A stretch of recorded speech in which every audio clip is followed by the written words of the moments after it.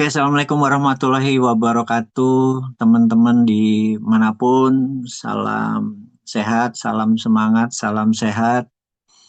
Biasa Rebo malam kita mendiskusikan hal-hal yang mungkin banyak teman-teman yang belum terupdate dengan situasi dunia, dengan ekonomi yang makin gelap gitu ya.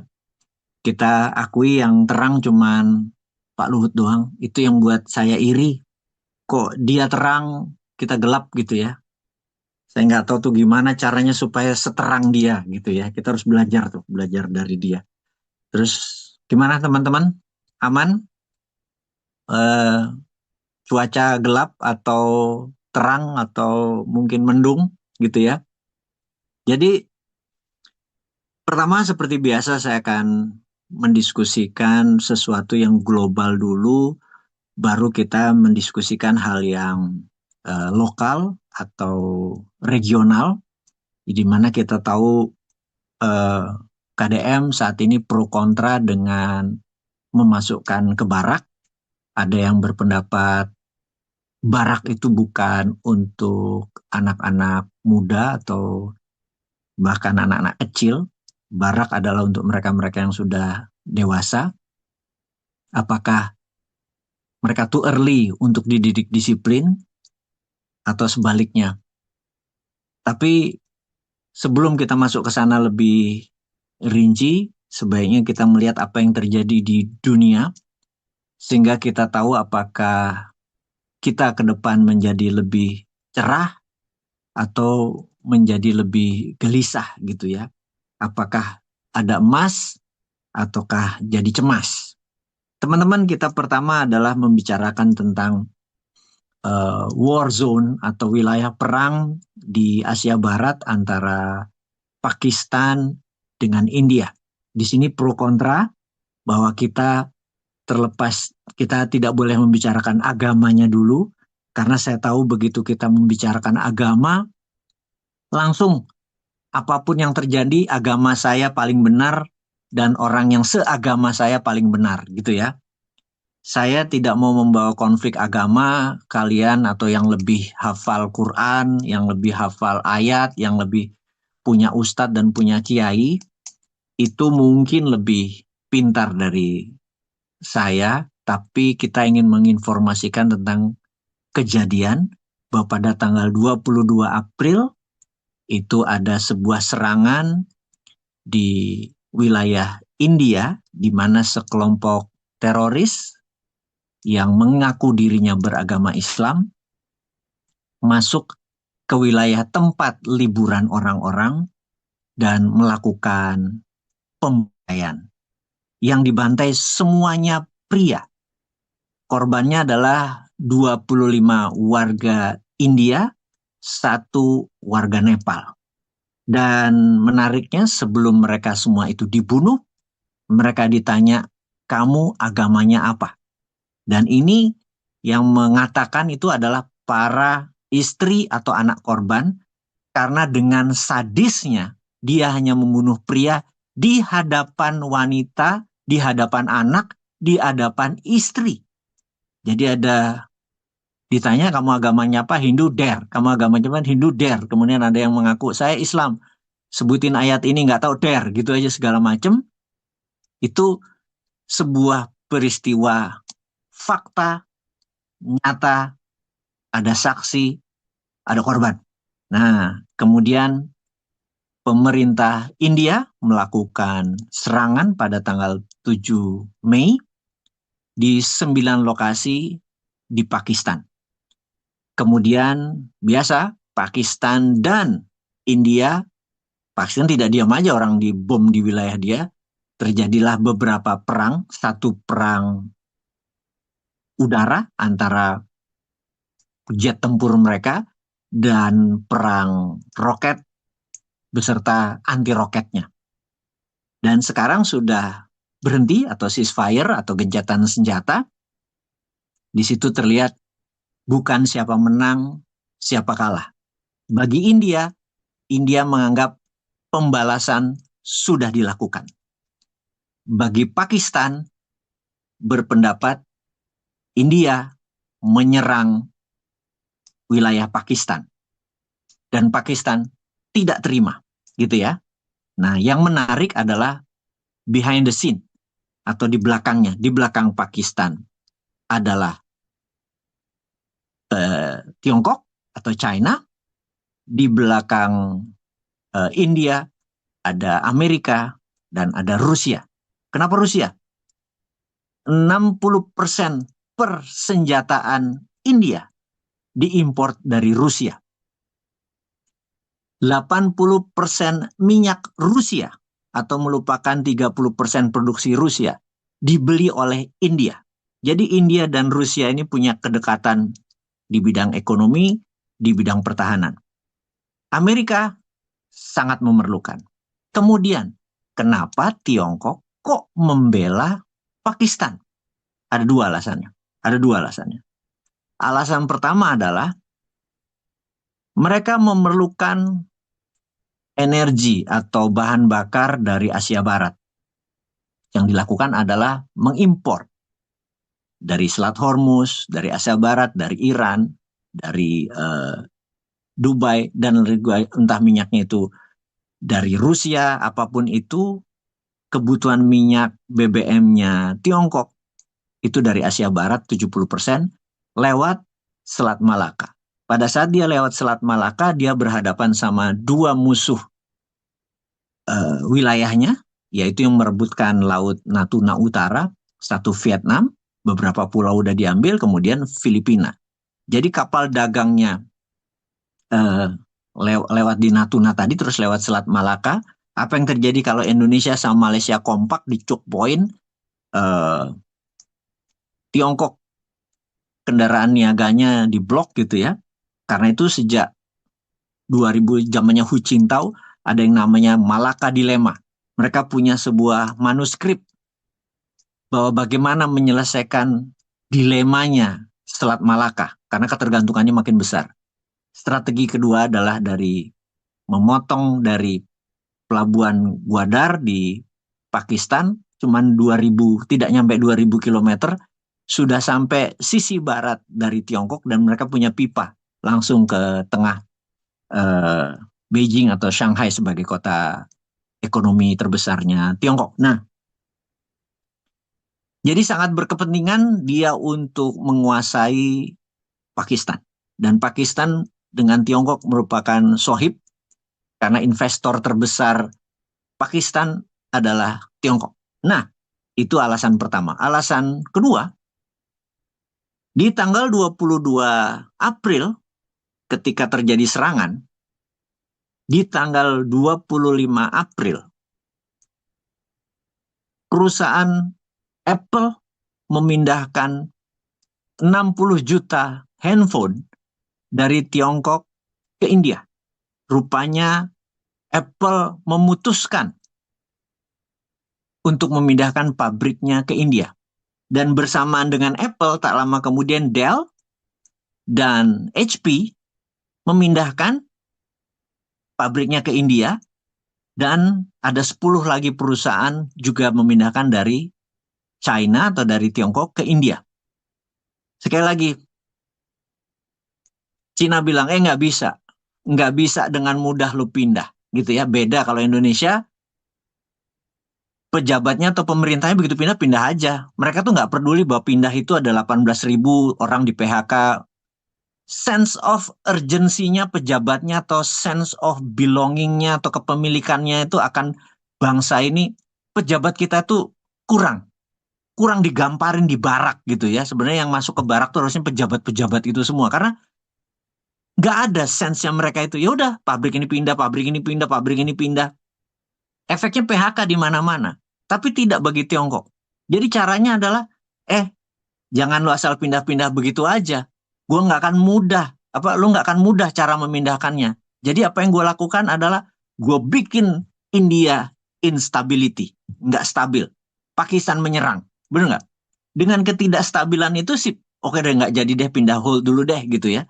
Itu adalah strategi kedua. Jadi terlihat bahwa permainan caturnya Tiongkok ini marifat banget, semuanya dipikirin gitu ya. Dan bahkan ketika J-10C fighter jetnya dia bisa mengalahkan Rafale 3 Rontok dengan bukan hanya pesawat yang bagus tapi sistem satelit dan komunikasinya satu bahasa, satu direction, sehingga Rafale dan 2 pesawat Sukhoi dan Rusia punya rontok gitu ya. Itu membuktikan bahwa produk-produk Tiongkok itu sekarang namanya battle proof. Dulu tuh belum dibuktikan. Mana buktinya di medan perang, terbukti nggak? Sekarang sudah naik derajatnya. Produk-produk Cina itu menjadi battle proof. Bayangin, itu Tiongkok mendadak menjadi negara yang ditakuti, dan ini mengejutkan seluruh pengamat pertahanan dunia bahwa gila, Tiongkok punya J-10C itu hampir 3.500 unit pesawat, dan pairingnya dia atau lawannya dia adalah F-16, di mana Amerika hanya punya 2.200 saja. Bayangin. Berarti kalau ini perang, F-16 ketemu J-10C, udah menang secara jumlah dan menang integritinya gitu ya. Interconnection sistem satelit komunikasi. Dan itu mengagetkan sekali lagi. Terus yang menarik lagi adalah berita-berita seperti ini di Indonesia tuh nggak ada tanggapannya gitu ya. Kita tuh kayak wondering what happened, ini ada apa sih gitu ya. Sunda mah aya naon gitu ya. Jadi nggak pejabatnya tuh nggak ada komen di berita. Masyarakat tuh nggak diedukasi seperti ini. Ya udah bosman aja lah yang mengedukasi. Nah, kita lanjutkan. Pakistan, ada yang bilang menang atau ada yang bilang India menang. Kita bukan menang kalahnya. Tetapi kita melihat superpower di belakang itu. Dan yang menarik ada namanya BLA. BLA adalah Balochistan. Ini adalah wilayah sebelah baratnya Pakistan yang sejak dulu tidak menganggap mereka ini adalah wilayah Pakistan. Jadi BLA ini adalah Balochistan Liberation Army atau pembebasannya. Sekarang sudah melakukan serangan 71 serangan dalam beberapa hari ini, alias Pakistan sekarang menghadapi perang saudara di dalam negerinya Pakistan. Gitu. Jadi Pakistan ini jadi gonjang-ganjing, dibikin gonjang-ganjing. Dan siapa yang melakukan? Apalagi kalau nggak Amerika yang di belakang Balochistan. Jadi Anda bayangin, di Asia Barat itu selalu dibuat goyang oleh Amerika. Jadi bagaimana Tiongkok bermain? Terus apa yang Tiongkok lakukan?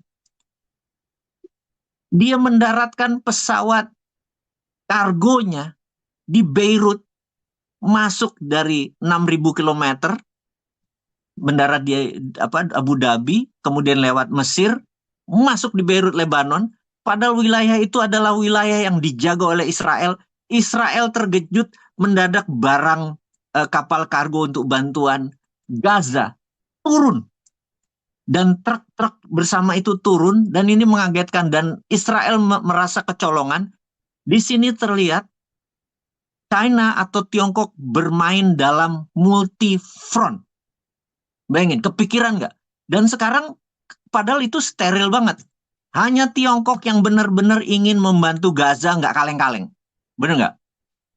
Jadi dia action langsung. Dan itu membuat dunia gila. Dia main di sini, dia main di sini. Dan di Jenewa, ini penting lagi. Di Jenewa, Trump itu blink duluan. Saya udah kasih tahu minggu lalu. Trump itu matanya kedip duluan. Jadi kalau kita dulu masih kecil kan suka tatap-tatapan mata.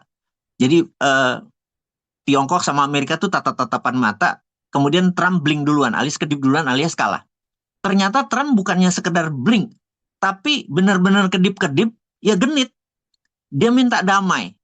Pertama Tiongkok cuekin, akhirnya dia lihat ekonomi mendadak menjadi kering begitu di mana-mana, dan mulai membahayakan ke sisi Tiongkok. Kemudian bilang, akhirnya mereka ketemu di Jenewa. Pertama Inggris dulu ketemu sama Amerika, dan akhirnya ketemu di damai di 10% ke Inggris dan Amerika.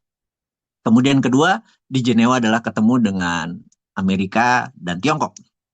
Di sini terlihat bahwa Amerika menyerah karena udah dikode sama Trump lewat sosial medianya bahwa 80% lah yang paling baik, padahal itu basa-basi, dan ternyata hanya 10% dan damai. Sebenarnya enggak, sebenarnya Tiongkok yang menang gitu ya. Karena kalau diterusin Tiongkok yang menang telak, jadi Amerika kalah. Buktinya apa? Di tahun 2000 nilai transaksi ekspor barang-barang Amerika di seluruh dunia itu nilainya 2 triliun dolar gitu ya. Dan Tiongkok hanya 500 billion alias cuma seperempatnya. Dan itu pun negara kelas ketiga, ke Tanzania, ke Tunisia, ke Kuba, negara-negara dunia ketiga, ke Vietnam, ke Indonesia, segala macam. Itu tahun 2000. Tahun 2024, transaksi Amerika ke seluruh dunia itu 5 triliun dolar, kurang lebih. Dan Tiongkok 6,5 triliun dalam waktu 24 tahun. Alias, dalam waktu 24 tahun, Amerika naik 176% dari 2 triliun ke 5 triliun. Tapi Tiongkok dari 500 billion ke 6,5 billion itu naiknya 1.200%. Dan Tiongkok menguasai hampir 80 seluruh dunia, termasuk retail, termasuk segala macam. Inilah membuat Amerika, kalau diterusin Amerika kalah. Karena ternyata Tiongkok tidak. Tiongkok ke Amerika itu cuma sekitar 400 billion. Dia masih punya 6,1 billion di luar Amerika. Itulah keunggulan dalam 24 tahun. Jadi Indonesia, kalau benar-benar serius mungkin zaman Mulyono kemarin ngurusi, maka 5 tahun dari sekarang Indonesia udah menguasai ekonomi. Tapi Indonesia berapa persen menguasai dunia? Kecil. Nggak sampai 1 triliun. Cuman 200 sampai 300 billion tuh seluruh dunia ekspor barang Indonesia. Kira-kira siapa sih yang mikirin beginian? Taktik perangnya, ekonominya, manufaktur, gitu ya. Jadi kita tahu ada 2.800 bilioner di Indonesia, di dunia ini, bilioner ya. 4 industri itu menghasilkan 50% kekayaan atau dari 1.400 orang, itu merupakan dari 4 industri. Industrinya adalah manufaktur, finance dan investasi, energi, dan apa terakhir ya? Manufaktur, keuangan, energi, saya lupa. Satu lagi nanti kita review. Tapi yang saya mau tekan adalah manufaktur. Karena manufaktur dari 1.400 orang, 550 orang bilioner itu mainnya di manufaktur. Nah, singkat cerita, kalau Indonesia mau maju, maka manufaktur kita harus growth, teknologi. Finance harus growth, dan teknologi harus growth. Gitu ya. Oke, lanjutin. Oke, kita lanjut. Biasa Mbak Nadine itu akan memberikan sesuatu yang buat Anda penasaran, pernah mahal karena tujuannya adalah ilmu. Jadi teman-teman, kita lanjutkan tentang barak atau diarak gitu ya. Jadi banyak pro kontra dari apa yang KDM lakukan.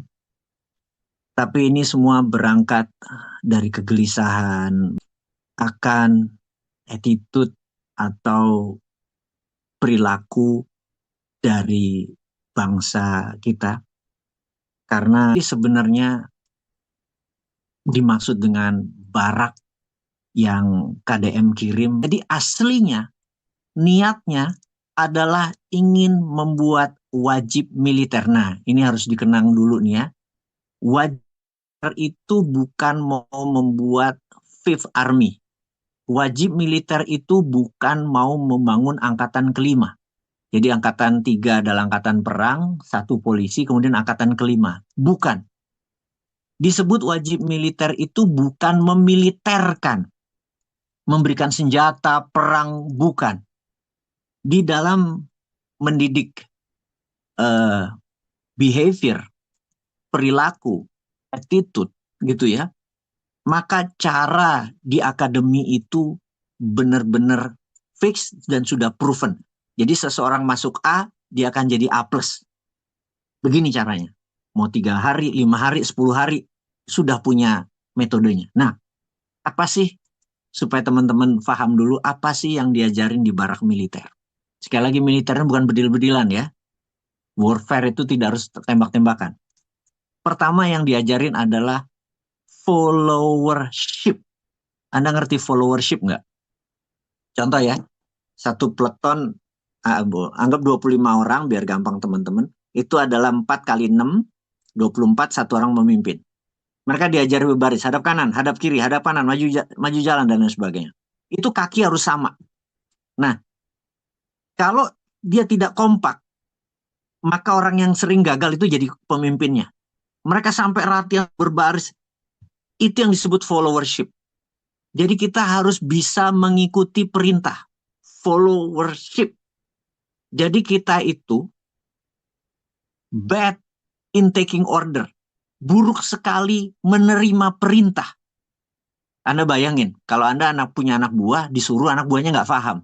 Karena buruk menerima perintah. Karena apa? Followership-nya rendah. Dan ingat, a good leader always come from a good follower. Jadi pemimpin yang terbaik itu selalu datang dari pengikut yang terbaik. Jadi dia mengikuti step-stepnya. Karena followership lah kunci leadership. Jadi nggak mungkin seseorang jadi leader tanpa bisa mengerti apa itu followership. Sehingga, oke, begitu dia jadi leader, begini cara membuat orang follow dia, gitu ya. Nah, sekali lagi, a good leader always come from a good follower. Jadi di sini anak-anak kita diajari tentang followership. Entah mulai dari baris berbaris atau PBB, entah dengan taking order, perintah-perintah yang lainnya, dan semua itu akan menjadi pembiasaan. Makan pagi, mereka nggak kayak kita langsung makan. Mereka duduk rapi, begitu rapi semua, doa. Selesai doa, baru makan bersama. Itu yang disebut teamwork. Jadi kalau ada yang nggak datang masih toilet, diem aja semuanya. Mereka harus terbiasa dengan yang namanya, tadi udah followership, sekarang teamwork. A talent win the game. But teamwork win championship. Jadi bakat itu memenangkan pertandingan, tapi teamwork memenangkan kompetisi. Hidup itu adalah kompetisi, bukan satu pertandingan, bukan dua pertandingan, tapi serial kompetisi. Untuk memenangkan kompetisi di dalam hidup, Anda harus punya teamwork. Jadi ingat sekali lagi ya, talent atau bakat win the game, memenangkan sebuah pertandingan. Tapi teamwork win championship. Gimana wis dia mau menang sendiri, dan Douglas MacArthur adalah salah satu pemimpin perang five star. Douglas MacArthur adalah salah satu pemimpin perang five star general. Dia pernah menang di sini, menang di sini, menang di Pearl Harbor, menang di timur, menang di barat. Dia pernah mengatakan, untuk menang kita cuma perlu 2 syaratnya. To win the war, hanya 2 syaratnya. 1, good strategi. 2, good attitude. Dan kalau memerlukan salah satunya, kalau boleh pilih hanya salah satu, pilih good attitude. Tanpa strategi pun, good attitude akan memenangkan. Jadi good attitude akan memenangkan. Jadi attitude adalah segala, melatih attitude, gitu ya. Bangsa besar, ada yang melihat Anda. Baik, nggak ada yang melihat aja, Anda melihat. Itu jadi seorang yang menegakkan integrity, dia good attitude, gitu ya. Dan saya kadang-kadang, saya pernah bercerita atau berpengalaman bahwa Anda tahu, Indonesia GDP-nya negaranya adalah 1,3 triliun dolar. India adalah 4 triliun dolar, alias 4 kali lebih besar dari Indonesia. Anda mungkin bete dengan, kok bisa India kan nari-nari doang? Bollywood sekarang salesnya sudah hampir sama dengan Hollywood, gitu ya. Jadi kok bisa? Apa yang dilakukan? Anda tahu, di Mumbai itu joroknya minta ampun. Karena lokasi saya salah, saya nggak di tengah kota. Kemudian begitu saya keluar dari hotel, saya mau jalan, ada seorang anak ngikutin saya, dia menjual souvenir. Ngomongnya terus, is very good in English. Terus saya bilang, no, no, I don't need that. Terus dia ngikutin, bayangin, Anda 30 menit diikutin anak kecil. Terus saya nanya, oke, oke, oke, oke, how much? 10 rupiah. Dia bilang gitu. Oke lah, gue beli. Nih ada 20 rupiah. Saya bilang kayak gitu. Terus dia bilang, gue nggak ada kembalian 10 rupiah. Saya bilang, I take it. Terus dia bilang, no, no, no, gue nggak mau, gue harus balikin. Lo ambil dua, gue nggak mau, saya mau satu. Pokoknya kayak gitu ya terus. Saya tuh mau ngasih dia duit, hanya supaya dia away aja, pergi aja gitu ya. Terus saya bilang, no, no, keep it. Ambil aja tuh yang 10 rupiah. Keep it for you. No, no, sir. Dia bilang gitu. Terus saking ngototnya saya bilang, no, it's for you. Terus dia natap saya dengan anak kecil sekitar 12-13 tahun, dia natap saya, dia bilang gini, sir, I'm souvenir seller. I'm not a beggar. Gue ini penjual souvenir, gue bukan pengemis, kata dia gitu. Saya bilang, anjir, anak kecil sudah punya attitude seperti begini. Dia bilang, nanti gue cari kembaliannya. Dan dia kembaliin benar. Jadi dia nggak mau duit itu, bayangin. Itu postur, itu namanya attitude gitu ya. Nah besoknya, kita jalan-jalan, saya tuh waktu itu bersepuluh, kita naik bus. Nah di tengah jalan, bus ini bannya mogok. Kemudian, begitu ban mogok, kepanasan, kita keluar, ada tea seller, penjual teh gitu loh, es teh gitu diplastikin. Terus kita bersepuluh beli segala macem. Terus sama, berapa harganya? 15 rupiah gitu. Saya bayar pakai 20 rupiah. Dan terus saya bilang, ambil aja dah yang 5 rupiahnya gitu kan. Terus dia bilang, sir, I'm a tea seller, I'm not a beggar. Ini orang kedua yang mengatakan I'm not a beggar. Kalau lu mau lu beli, nggak usah ngasih. Gue nggak butuh, kasihan. Itu postur, itu attitude. Saya begitu mendengar dua peristiwa ini, itu beberapa tahun yang lalu, saya bilang India bakal jadi besar. It's a good attitude, gitu ya. Dan Anda kalau tahu kenapa Muslim, wilayah Islam, itu hilang dari dulu tuh Spanyol adalah wilayah Muslim, wilayah Islam. Saya ngomong sedikit tentang attitude nih. Selama 8 abad bangsa Mur mengelola wilayah itu sampai terakhir dikejar-kejar ada wilayah namanya Granada. Itu wilayah Islam terakhir di wilayah Spanyol. Kok bisa 8 abad toto sekarang musnah? Anda datang ke Barcelona, ke Real Madrid, ke Sevilla, segala macam nggak ada lagi. Hilang itu wilayah itu. Kok bisa negara selama 8 abad dikuasai? Gua nggak mau Indonesia 8 abad kemudian hilang Islam dari Indonesia. Ini gua ngomong apa adanya ya, bukan karena saya Muslim, tapi karena attitude. Kita tidak ada. Attitude-nya apa? Itu ada seorang raja yang memang mengincar. Jadi dia ngirim mata-mata, ngirim mata-mata. Mata-mata itu ketemu orang. Dia bilang lagi apa? Kami belajar mana. Apa mana? Wah, kalau musuh kami datang, kami harus bisa mana. Dan terus dia bilang, dah jangan serang. Gitu ya. 20 tahun kemudian ini anaknya yang udah berkuasa mengirim mata-mata. Dan jadi begitu pejabatnya main perempuan, main harta, main begini, dan anak mudanya cemen, masalah cinta aja udah langsung mati. Attitude-nya udah habis, serang. Granada adalah pertahanan Islam terakhir, rata tanah, hilang. Itu karena tidak ada attitude. Dan attitude, bangsa kita ini ready for war untuk kita tidak dicaplok oleh Amerika, oleh Tiongkok, oleh asing. Berani kita, preman-preman katakanlah, gue punya 50 ribu orang akan mengepung. Sebentar lagi, Jabar akan punya 1 juta militan, anak-anak yang bisa membuat independen Jabar, karena barak ini tadi semua. Teamwork, nasionalitas, kebangsaan kita naik, leadership-nya tinggi karena followership-nya tinggi, dan attitude-nya siap. Itu harus didukung secara nasional, dan harus diperbanyak, jangan hanya Jabar, tapi seluruh Indonesia, agar kita punya jutaan militan-militan cinta NKRI. Saya rasa itu dulu Rabu ini. Terima kasih buat waktunya. Mohon pamit. Mbak Nadine dilanjutin. Salam sehat selalu. Wassalamualaikum warahmatullahi wabarakatuh.